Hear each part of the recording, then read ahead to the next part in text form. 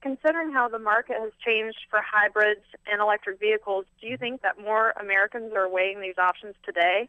And if so, is that because of the gas prices or because there are more choices in the market? Consumer Reports recently conducted a survey exploring this very issue of what motivates people to make their next car purchase in this economy.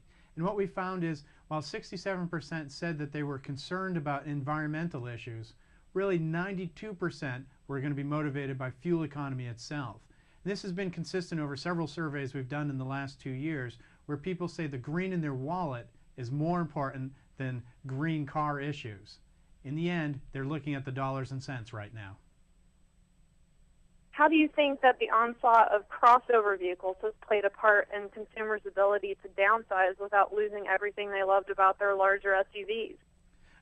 Crossovers have given a great alternative to full-size vehicles. Really, a full-size SUV is best for someone who has really hardcore, heavy-duty needs, such as towing a big trailer or even plowing, things of that nature.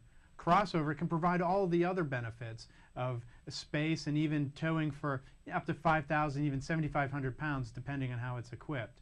So crossovers have been a great balance of function as well as cost, and they often have a much better ride and better creature comforts.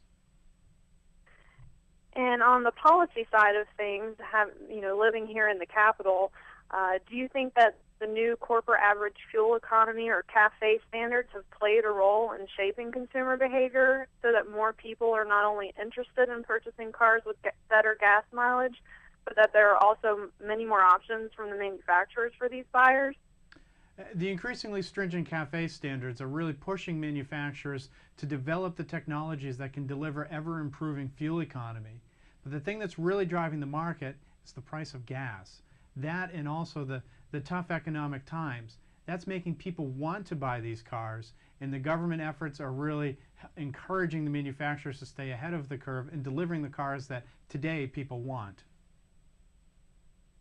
And given that, a lot of the younger generation, Generation Y, or even younger, it's likely that they're going to have the most green options as they're growing up. They're going to be surrounded by more of the hybrids or the Priuses rather than generations before where it was based along raw horsepower and performance.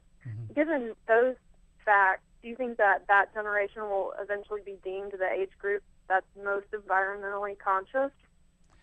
The choices that the young drivers are going to be making in the future will certainly paint them as being greener than the generation before. But part of that's really going to be driven by the cars that are available and the cost of owning a car. For them, having a car that's fuel efficient, gets 30, 40, maybe even more miles per gallon is just natural and expected.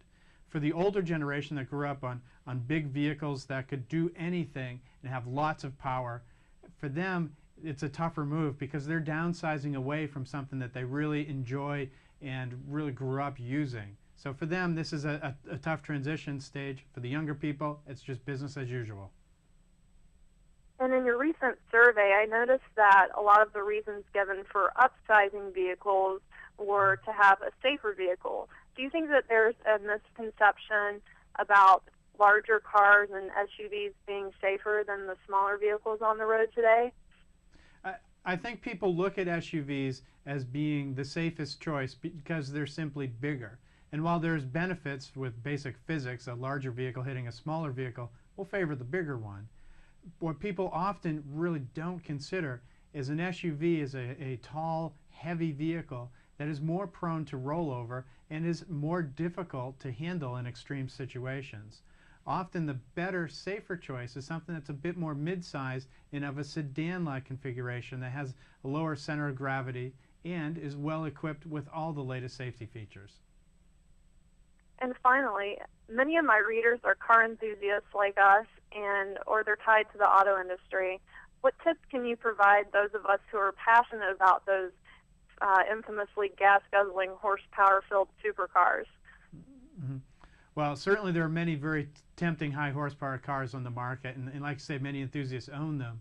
Really, everyone can improve their fuel economy by changing their driving behavior. So it may mean that they don't have to give up their car, but they may need to make some other concessions, such as following the speed limit, driving more gently. Don't accelerate hard away from a stoplight.